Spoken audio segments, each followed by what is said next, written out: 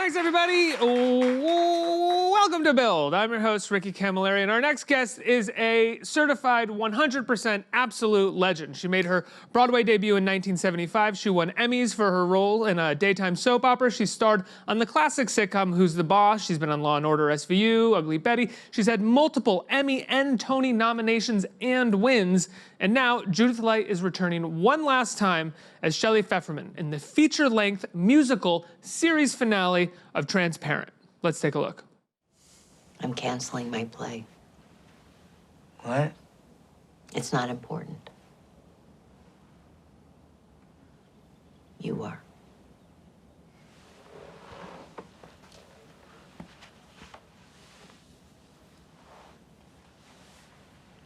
You are not replaceable.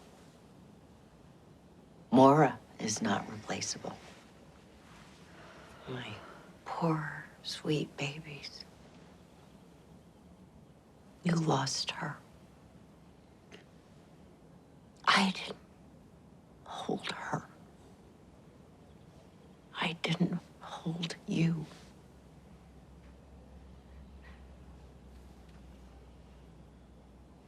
I just held on to you. There's a difference. Everybody put your hands together for the great Judith Light. Let's hear it.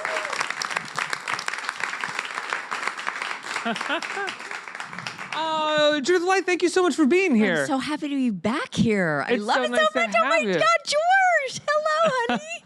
How are you? Yes, that's right. You told me you were coming. Executive director of the Point Foundation, which I was on the board of for a very long time, and they threw me off because I've been on too long. Now I'm emeritus or something, which means you're old. I don't know. You still have a say. You're just not on the board. I have a say is right. Congratulations on the Transparent finale. I imagine it must have been amazing for all of you to get together and sort of send the show off right. Yes. Is that what? How did this come about, and how did it turn into a musical and feature length? Well, it was actually an ongoing evolution, and what happened was that Faith Soloway, Jill's sibling, had written these pieces of music from the first time that when Transparent first happened, and so what was happening was that Faith has always been incredibly musical, and so she wrote all these songs and the lyrics, and she's a font. I mean, there's no other way to describe her. And what happened was there were two cabaret shows at Joe's Pub that they did, and none of us were in that, but I heard all the songs, and we had heard the songs. And then about a year ago, last June, we all got together here in New York, and we workshopped some of the work, and we were all talking about whether it would actually work as a musical. Could we do this? And in those 4 or 5 days, we actually said, yeah, this could work. And then in November, a year ago, this coming November, we went to the recording studio and we laid down some of the songs, and then in December we did some more. And then Ryan Heffington, our choreographer, gave us some of the choreography. We rehearsed in LA. Then we came back in January, rehearsed for a week, and then we started shooting January 8th, and we finished February 8th. It was unheard of. None of us know how that was possible to do that in a month. But I think it was everybody's energy and everybody pulled together. You shot the whole thing in a month? We shot the whole thing in a month. That's wild. I know, it's sort of unheard of, and I think had everybody not really been there for everybody else, I think it just couldn't have happened. It wouldn't have happened. And Jill holding the space for all of us, and Faith as well, and you know, like our choreographer Ryan, as I said, and wonderful, extraordinary producer, music producer Annie Previn, and so everybody was there holding tight. And Amazon, props to Amazon for being willing to do it. Now, I have to ask, you know, one of the acting is, I think it's an incredibly brave thing. And I don't say that just because I talk to actors all the time. I mean, you are getting in front of a camera, getting up on stage, and you have to fully believe that what you are doing is not embarrassing. Even though in so many ways, well, in so many ways you are pretending. And it could, if you don't feel the moment or if you don't feel in it, that can feel extremely vulnerable. And I imagine— You're always vulnerable. Fair. But right? I imagine that that is even more so when you're performing musical numbers, and those musical numbers correspond to the drama of a scene. And even within those scenes, when characters break into musicals, the other characters, which happens often in this, look at each other like they can't believe this person is singing. So they're expressing a certain level of incredulousness at the performance that you are doing, which is already a very vulnerable performance. How do you do that? How do you get past that? How do you get by? Well, we certainly don't think about it like that. I mean, it's like you can't do that. I mean, you also have to remember, as human beings, we're all incredibly vulnerable with each other, and in many ways, and open to each other, and fragile with each other if we're living our best life and our most connected life. So when you're doing this, you're intentionally putting yourself out there to give a gift. You're giving a performance. So it's the word give is what's most dynamically implied in that. So if you're thinking about, I mean, all of us, I know for myself, it's like we do everything in life to avoid being embarrassed. Oh my God, we're going to be terribly embarrassed if that happens, or if somebody says something about us, or whatever it is, and that controls us. It's like a perpetual fear of others' opinions of us. Exactly, and what you think of me is none of my business. And so, I mean, somebody wrote a book about that, or said a T-shirt or something. But there's a real sense in which, as a human being and as a representative of the human beings that we're creating on the show and doing the work that we're doing, we're always open and vulnerable, and we're going to make mistakes. But when you have people holding for you, holding space for you, holding care of you and support of you, the way Jill Soloway does, and the way so many of the other people on the team do, you're part of a group of people that are there holding you to give your best work, so that all of you can receive it, because it's for you. And so if you're thinking about being embarrassed or that you can't, you've just got to, it's like life, you just got to throw yourself in, and you've just got to go for it. And all of a sudden you find out there's something magical about it. Okay, maybe you don't have the best voice in the world, or maybe you're not the greatest dancer in the world, but you're there. Pretty good at both. You kind of knock those things out of the park. Thank you, I hope honey. in no way my question was misinterpreted. No. But I mean, I meant it as like That I thought you thought I was awful in it. Yeah. Okay, great. I'm so Judith, embarrassed. I've seen it, and you're singing the dance. And how'd you do it? with a lot of, go honey, go ahead. I shouldn't have performed that joke for you. It was good. It's the support, and it's the material. I mean, the material is incredibly rich. It's wonderfully written, and also what Jill as a director allows us to do is to, we don't call it improvisation. It's expanding on the information that's already in the scene.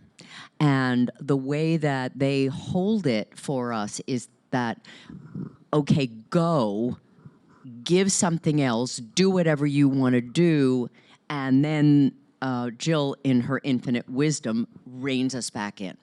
And so there's a particular way in which they work that makes it very safe. It's like, as a parent, you don't give a child unlimited boundaries. You give them boundaries within which to be safe, but also to be free. And that's great parenting, and that's great directing.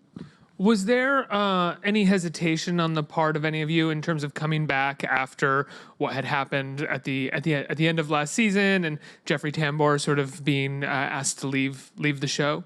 It was no. Everybody, we chose to have that closure. Yeah. That was very important, and there was a lot of sorrow, and a lot to be dealt with, a lot of emotional feelings to deal with. But to a person, everyone wanted something. There had to be something. And also, there had to be something for the audience. There's like, where did you all go? What happened to all of you? And it's disheartening, I think. And so it was essential. We've had different members of the Transparent cast here before. You've been here before. And at one point we had Jill Soloway here and a number of members of the cast. And backstage, they were all sort of heads in a huddle talking and very close and very sweet with each other.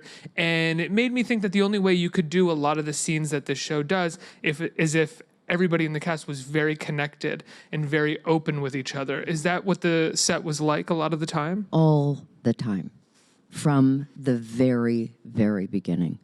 And that was Jill's context for all of us, that we be connected, that we stay connected, that we be intentionally connected with each other and vulnerable with each other and share things with each other when things came up. We worked with a woman named Joan Shekel, who has this extraordinary workshop that she does and did with us in LA.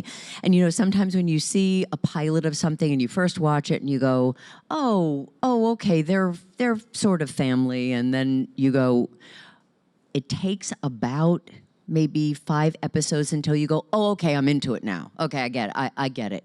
From the get-go, with the work that we did with Joan, and I'll explain it in a second, what we did was, when you looked at those people in that family, you said, oh, they eat from each other's plate. These people are family. These people are so intimately connected with each other on so many different levels. The way that Joan worked with us, and she had worked with Jill on her first film that she did, Afternoon Delight, that Jill did, Afternoon Delight that Jill won Best Director at Sundance. Another great Catherine Hahn performance as well. And Juno Temple. It's a great movie.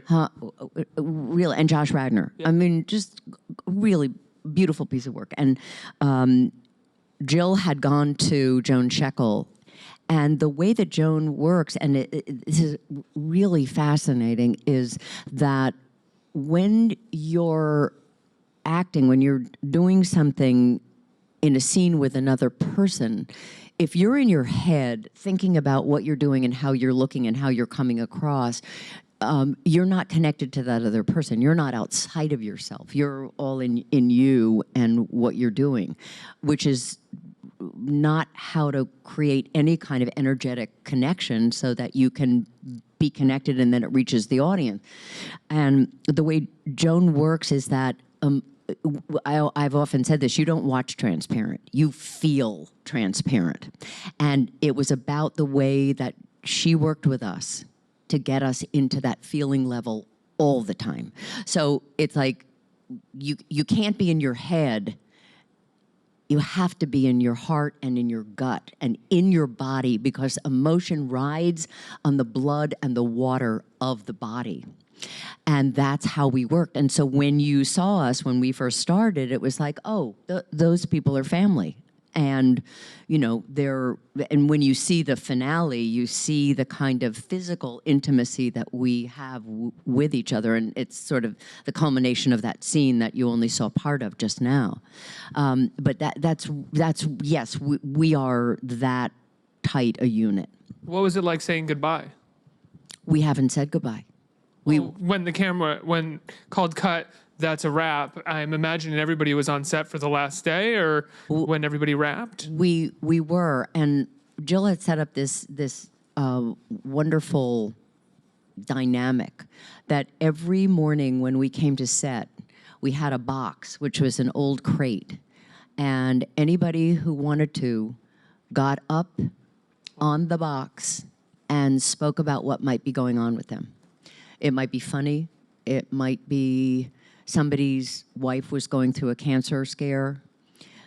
Anything that was going on with you, and I wish everybody did this at work, anything that was going on with you that you needed to speak to, or if you needed to know that people would be there for you, we had a safe word that if anything happened and you began to get emotionally tied up in some way, or you needed some help from somebody or support from somebody, we'd have a safe word.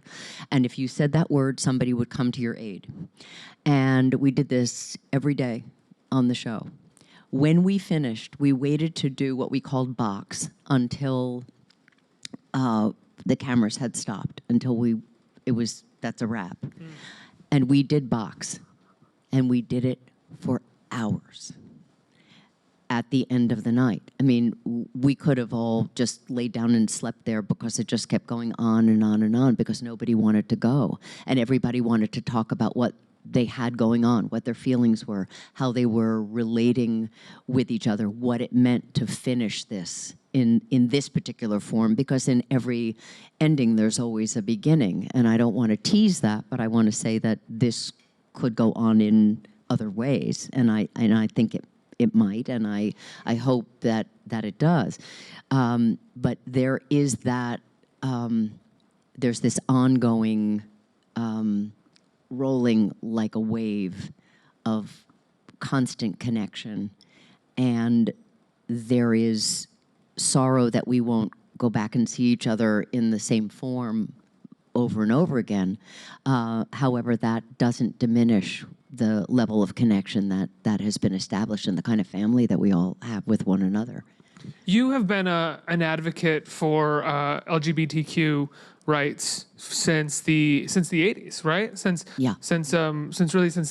HIV/AIDS epidemic really started to take hold in the city. What was it like for you to take part in a show that ended up becoming in so many ways a call for the LGBTQ community, and also evolved beautifully in the same way that I think the culture and the community was evolving as the show progressed?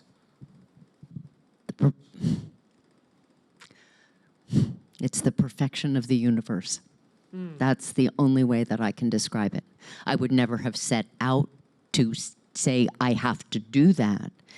However, it presented itself. And when I had a Skype call with Jill to talk about the show, I was here in New York and I was doing a Broadway show, and my agent said, Jill Soloway is doing this show and they want to talk to you. And we got on the phone, and I didn't know what the script was. I didn't have any idea about any of this. I'm sort of not necessarily the person you would think of to cast as Shelley Pfefferman. And you say that now, but like, there's really no other person that could play that role since you played. Yeah. Thank you. But I mean, but it's like, is this the person that would first come to mind? Right. You know, and that was Jill's willingness to look at that look at me as a possibility. And we were on the phone, and we didn't talk about anything except we talked about the show, and we talked about our advocacy for the LGBTQ community. And I had been back in New York for a while, and very happily so. I have a husband who loves LA, and I don't love LA as much as he does. I missed being in New York a lot, and I'm from Jersey, and so I got off the phone and I called my now departed wonderful manager, Herb Hampshire, and I said, oh, I want this. I think this could bring me back to LA. And I just was really trusting that our connection that had happened would be something that would lead Jill to cast me. And that's literally what happened. Could you feel the tone and the ideas of the show evolving over the course of the seasons along with the culture? Absolutely. We can see now that it was part of the zeitgeist that was already happening, that the trans community was coming more into themselves, more into the fore, coming out of the shadows. At Point Foundation, we have any number of trans scholars who we support. As everybody's journey in the LGBTQ community has been so challenging in one form or another, and particularly in the trans community. And we began to see that people were opening up to the understanding of what it meant to be trans, that somebody was brave enough, courageous enough, aware enough in themselves to be able to say, this is who I am, this is my authentic self. And I have always said that I think it behooves all of us to take a page out of this community to learn about what it means to be an authentic person ourselves in our own lives, that they all are the demonstration for us.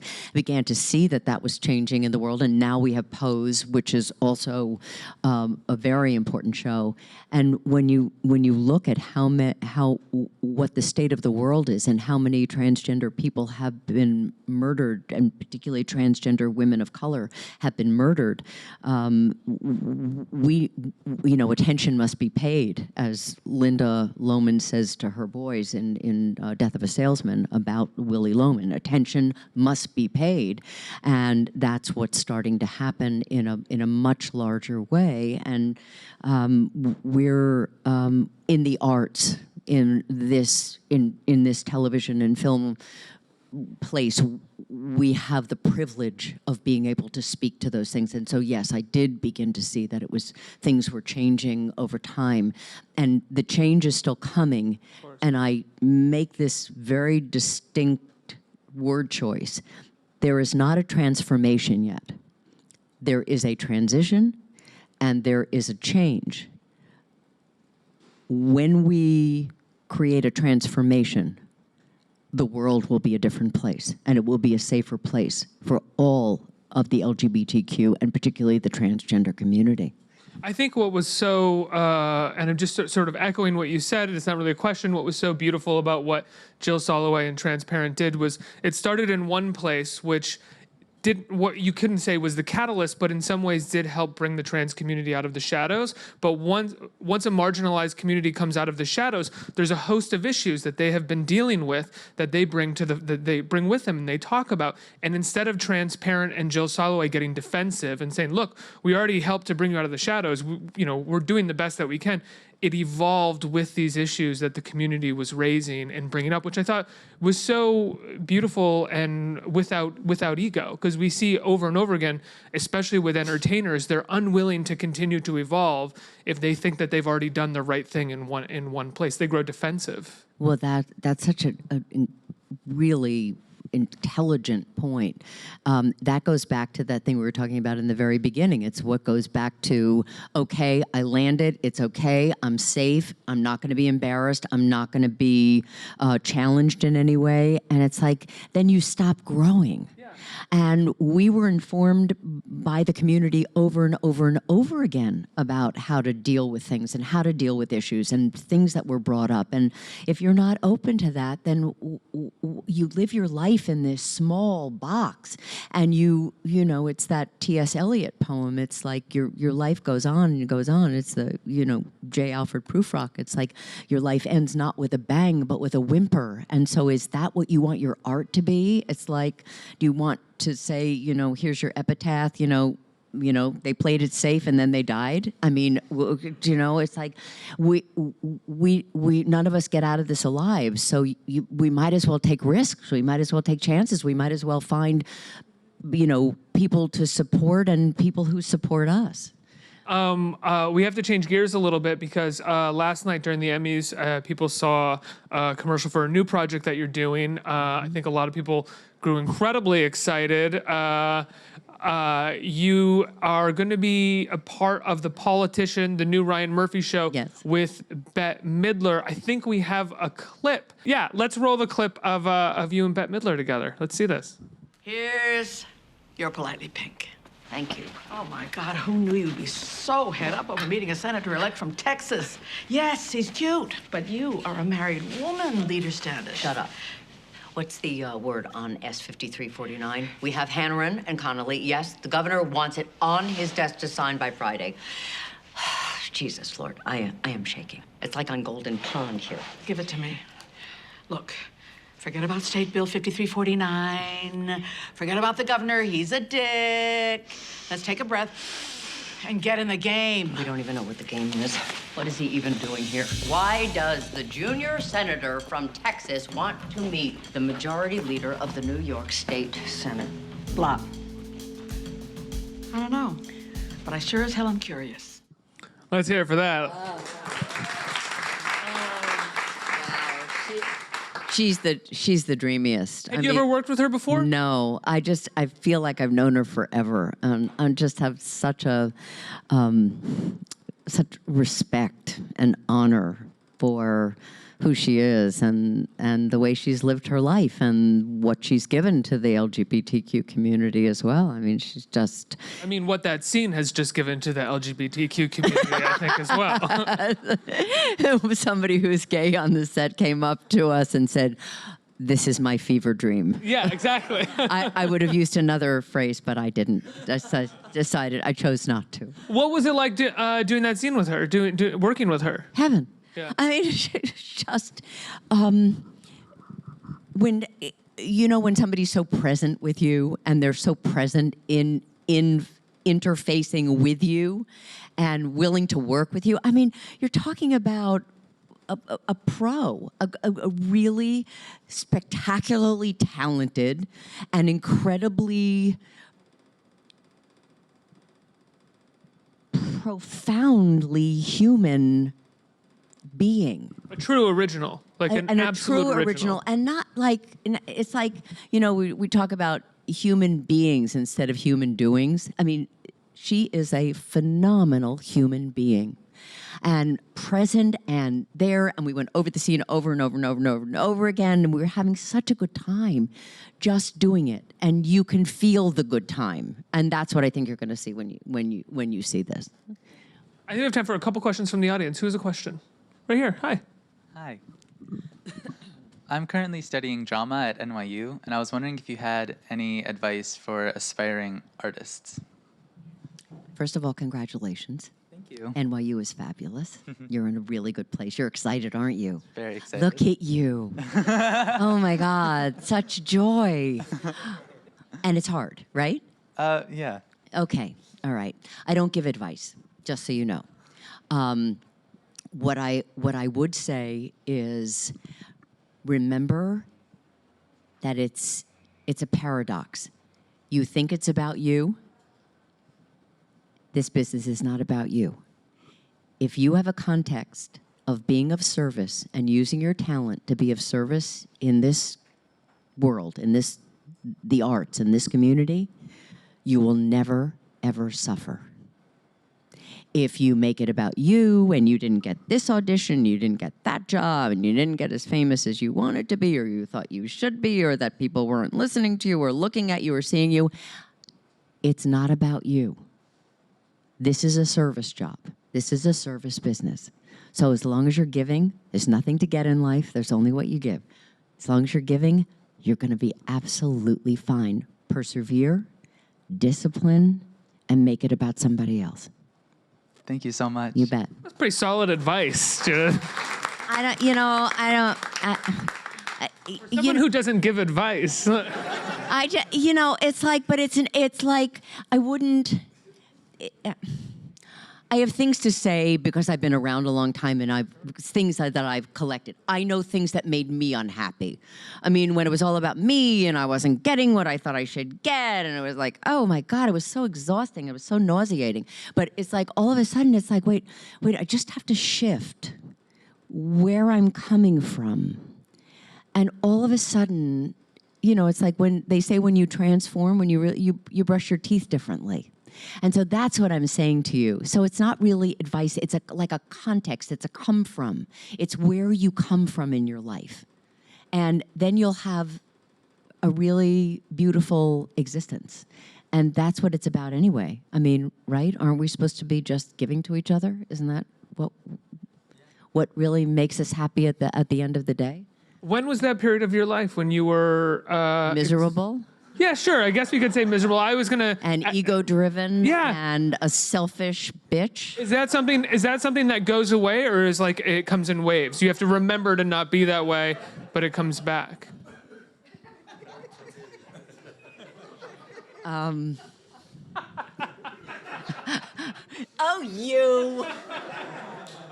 I mean, the ego is something that never goes away. You have to Look, put the it down ego and is then you have important. to- It keeps you Yeah. from jumping off a bridge, okay? I mean, that it's important to have a sense of self. That's essential. I'm not saying it's like, just like, none of us, well, some of us can be, but there's only one Mother Teresa, but there are ways of looking at things. And yes, I get caught up in stuff. Of course, I'm human. And that programmed mind tape, we all know what that is. It's like it just doesn't, it's always going to be there. But it's, where do you listen from?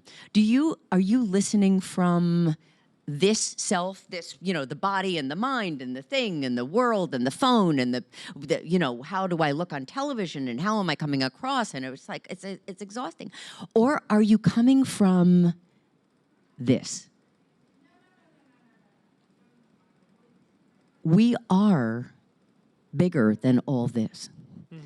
This awareness, this bigness of who we actually are is much bigger and is a much more powerful context from which to live, I find for myself. And yes, I get caught up in this stuff and I say, wait a minute, let me just reframe this. Let me come back to the awareness of what I know that I've learned over time, and from people who have been there to support me in many, many ways. So if I'm living from that place, this bigger place, this larger context, the content won't matter so much. And if I find that I'm listening to this programmed mind, this tape, this loop that goes on over and over and over again, then I'm not being my real self. I'm not being my authentic self. I'm not being the being that I can bring to every project I do, every interaction that I have, every kind of way of living this life. And I think as I mature, I begin to realize that that's more important. It's like, I got caught up this morning in like the bags under my eyes. I'm like, wait a minute, okay. Jesse's gonna be here and Jesse will fix it and Seiji will fix my hair and then you won't see the bag so much. Okay, fine. But, I find myself getting caught up, but I do my very best to remind myself again of what's the real self? What's the real place to be coming from? And if we all walk through life like that, there's something else that begins to happen. And there's a different kind of connectedness that we all have with each other that brings us to a different place that makes the world different, less bigoted, less unhappy, more Softer. tender, Yeah. vulnerable. And I find that we're afraid so much in this world to be that, to come from that place. And when you do, all of a sudden the world opens up in very different ways. And I'm not talking about like, you do this and then the universe will give you this. I don't mean that. I mean really genuinely caring, connecting, wanting to be there for each other. And I find that the world right now, as we all know, is in this place where we're so divided and we're so unhappy and we see things happening over and over and over again. And I think it's our responsibility to look at the way we're being with each other, to bring something else into our world. And I think that's really essential. And I have to say also that the arts really make a difference for people in so many ways. It's stories we can tell, and we can also tell our stories with each other and share that with each other, and it makes a difference. And that's all anybody wants to do, is really make a difference. I think I have time for one more question. Hello. If you could describe the Transparent finale in one word, what would it be and why? Magic. And I don't tend to answer why questions because it sort of leads us down a path. But what I would say about it is that the magic of it was in what I was just talking about. It was in the connection that we all had with each other, the transparency, no pun intended, that with which we shared ourselves with each other and everything that was going on with each other in order to take this team and lift it in a way that expanded everyone's experience. And I hope will be for the audience as well. Thank you.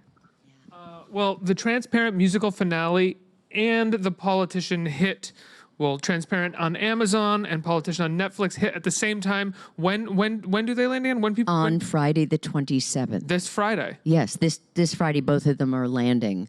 And Bet and I are in the last episode of the 8 episodes of the first season, and then we'll go back and we'll start shooting like toward the end of October for the second season.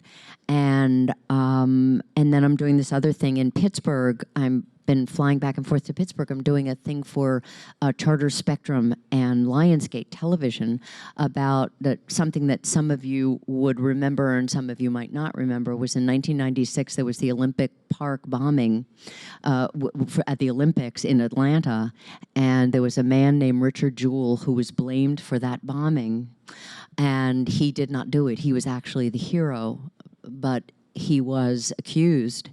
And then he was finally exonerated, but they found it was Eric Rudolph, who is still in prison.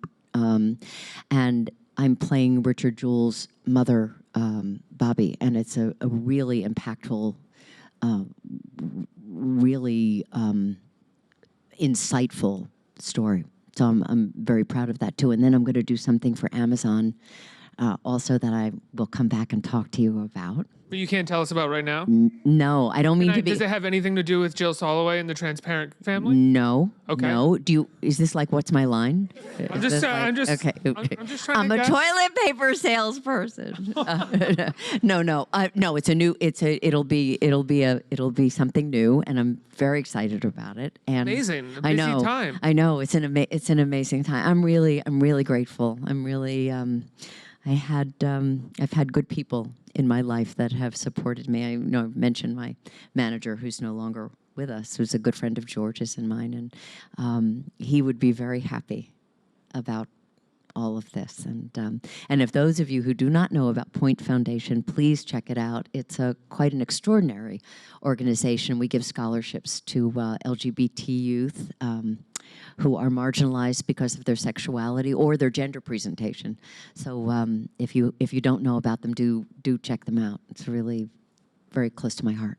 Amazing. And we're so grateful for all the incredible work that you're doing that we get to witness. Thank you so much. Judith Thank Light, you. everybody. Thank Let's you. hear it.